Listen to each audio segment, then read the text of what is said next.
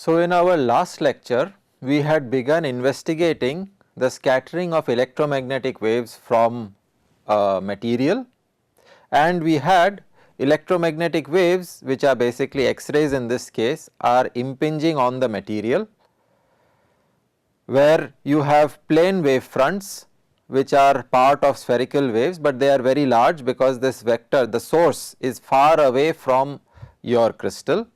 The wave fronts are therefore considered to be plane wave fronts.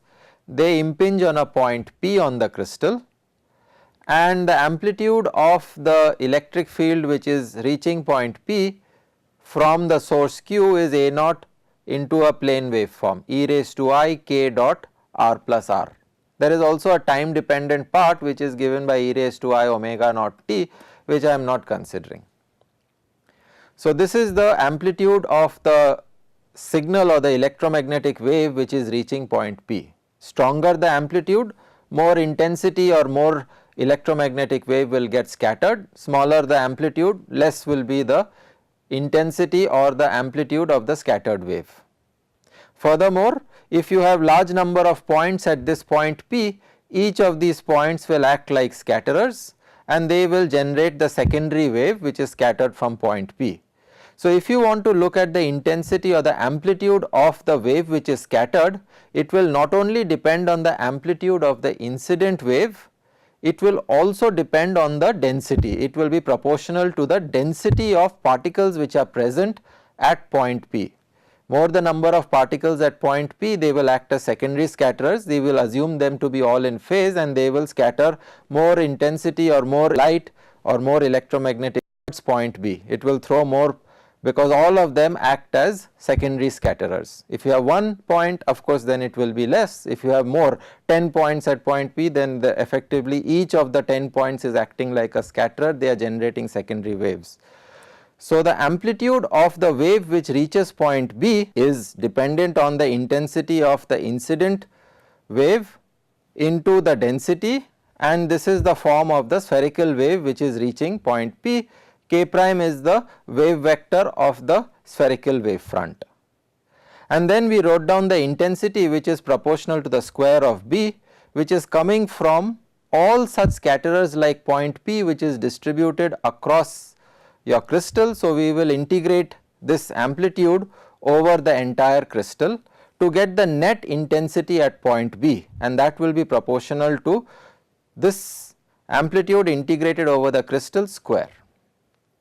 And we showed that this intensity therefore will go down as 1 by r square. The further you move this point B away from the crystal, the intensity will go down as 1 by r square, inverse square law, but it will depend on this quantity rho of r, which is the density of the crystal at each point r, into e raised to I k bar dot r bar, k capital K, integrated over the volume, and where k is the difference between the incoming and the outgoing wave vector.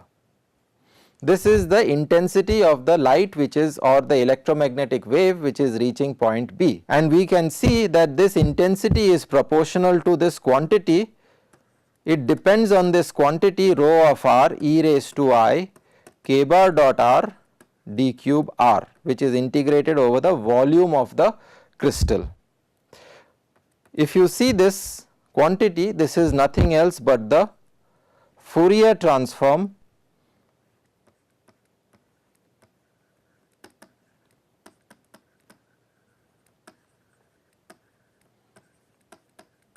of your density rho of r of the crystal. So, the intensity directly depends on the Fourier transform of rho of r. The intensity at point B is related to the Fourier transform of rho of r of the crystal, okay, where this Fourier transform of rho of r of the crystal is nothing else but integral rho of r e raised to I k bar dot r d cube r over the volume. Okay. integral of rho of r e raised to I k bar r, and this Fourier transform is taken with respect to this wave vector, which is k minus k prime. So, the intensity of the scattered light now depends on the Fourier transform of the density of the crystal. The density distribution of the crystal, the Fourier transform of that density plays a role in determining the intensity of your scattered light, and therefore, your I of B is a function of this quantity k, which is the difference between the incoming wave vector and the outgoing wave vector, and you take a Fourier transform. The rho of k is nothing else but the Fourier transform of rho of r e raised to I k dot r d cube r. So, if you take the Fourier transform of the density of your crystal, then you will get this quantity, and I of B is related to square of this quantity. So, we have an important quantity k out here, and we will see that this k will be related to another geometrical construction for the crystal. So, this k will have important consequences because it determines the intensity of the scattered light, and we will see that this k will be related to some other geometrical construction associated with the crystal. So, we will leave the point of scattering of electromagnetic waves from the crystal for now and move on to looking at the Fourier transform of the density of the crystal.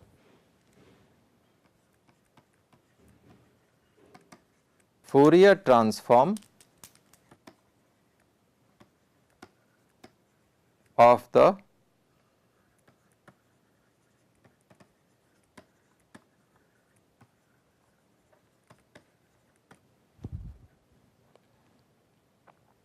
because we know that the intensity of the scattered light depends on the Fourier transform of the density of points, the number density of points on the crystal, and what is the distribution of that number density. So, let us look at first a 1D lattice of points. So, what is a one dimensional lattice of points or a one dimensional crystal? A one dimensional lattice of points is points which are periodically arranged in one dimension. So, this is a 1D lattice of points where A is the lattice constant, A is the lattice constant. Now, as you know that for a Bravais lattice, if you go from any point to any other point, if you translate by the translation vector, then your distribution of atoms or the lattice points around you should look identical. That is one of the very important aspects of a lattice, of a Bravais lattice specifically. In the 1D lattice, what is the translation vector? The translation vector is nothing else but n times A. Since it is one dimensional, you can only move in 1D. So, I am not drawing the vector, but it is just an integer where n is an integer. It can be plus or minus, you can move in either directions, you can move by n times A or you can move minus n times A. Okay. And the requirement is that your distribution of points when you move by a distance or you travel by the translation vector, the distribution of points should look identical around you. So, let us start from a position x. This is an infinite lattice, so it goes infinitely in either directions. So, if this is my starting point in the lattice and the distribution of points around x has a density rho of x, namely the number density which is present around x, then if I move by say to another position which is say 4 times the lattice parameter, this is x plus 4a. If I move from this point to this point, the distribution of atoms should look exactly identical. Then it is of course a Bravais lattice, and this property of the lattice is called translational invariance.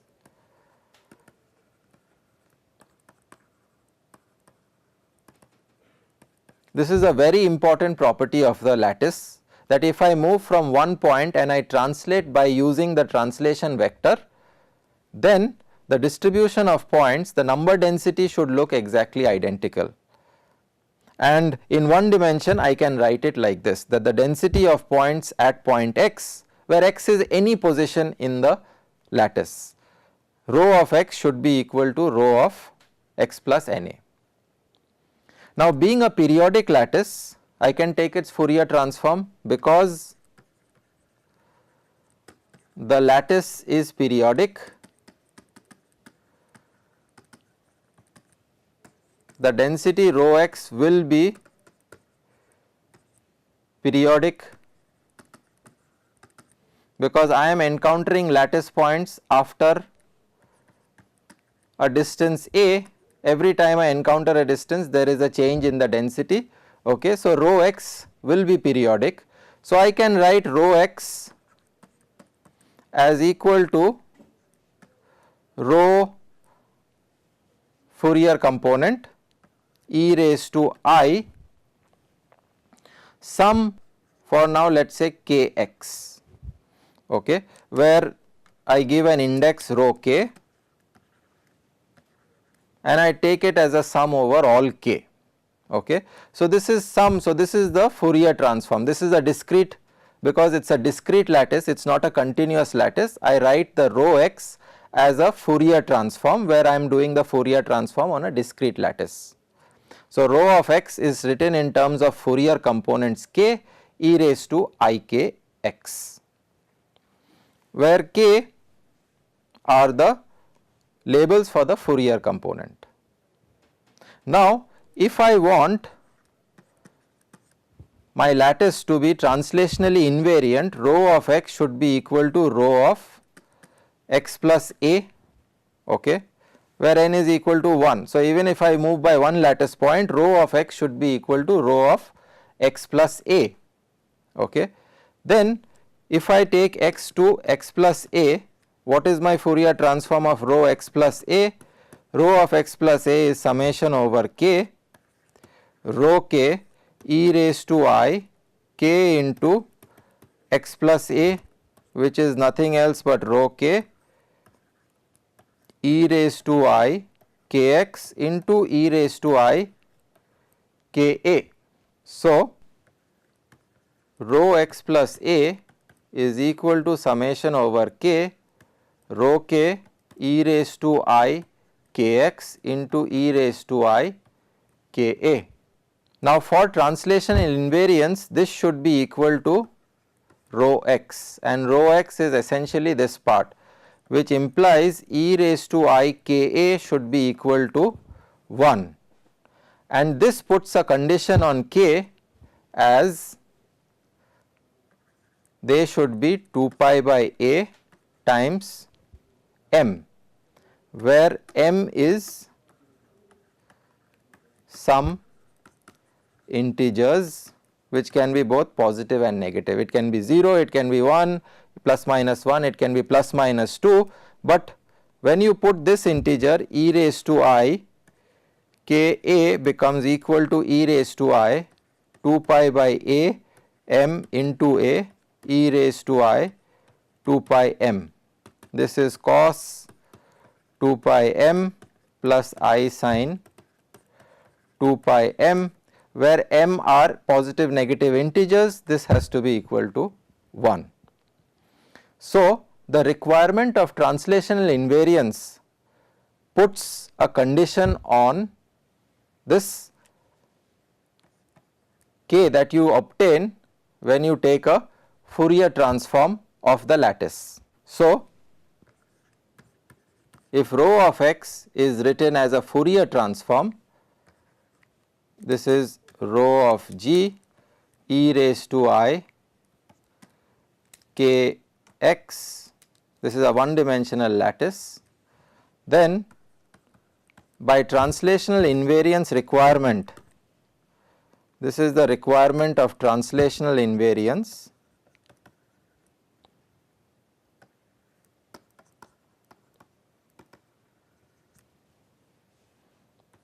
suggests that this vector k with respect to which we take the Fourier transform, or this k with which we take the Fourier transform with respect to which we take the Fourier transform, has to be in integral multiples of this 2 pi by a. We looked at the Fourier transform of a one dimensional lattice and we got a condition on your wave vector with respect to which you are taking the Fourier transform. Now, we will look at the Fourier transform of a three dimensional lattice. So, rho of R is the density of points, lattice points at R in the lattice. So, you have lattice points. Here for just simplicity sake I am drawing a two dimensional lattice, and the condition, so with respect to some origin you have a point in the lattice which is located by R. Now, translational invariance says that if you move from this point to another point in the lattice, from this point in the lattice you move to another point in the lattice R prime, where R prime is equal to R plus capital R, where capital R is the translation vector of the lattice,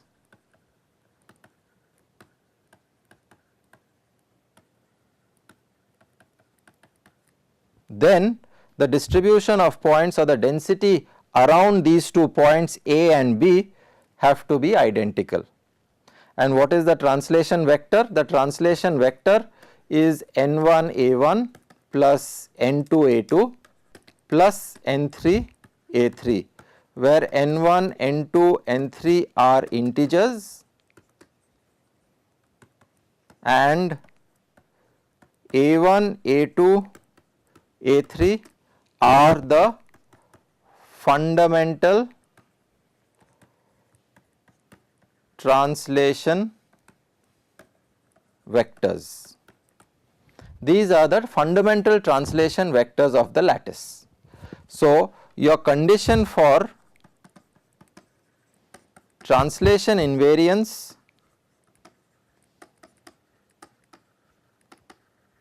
which is an essential requirement to get a Bravais lattice to describe a crystal structure, requires that the density at R, point R in the crystal should be equal to the density at point R plus capital R.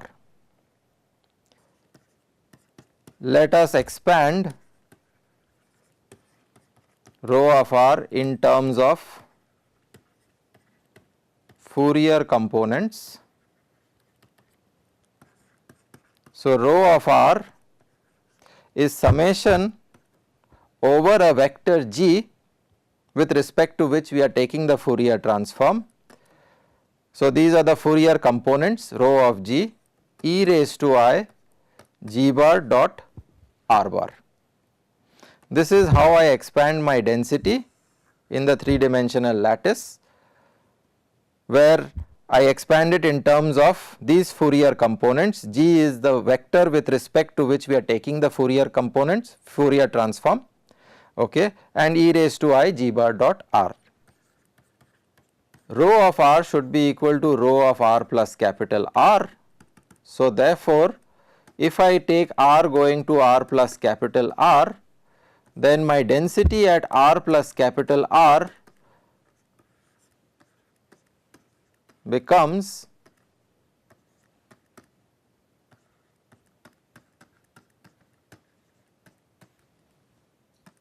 which is equal to summation of g rho g e raised to I g bar dot r bar into e raised to I g bar dot capital R.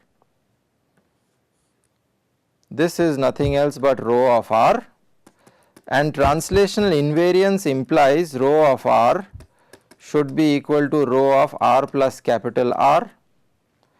Therefore, e raised to I g bar dot r bar should be equal to 1. This sets a condition.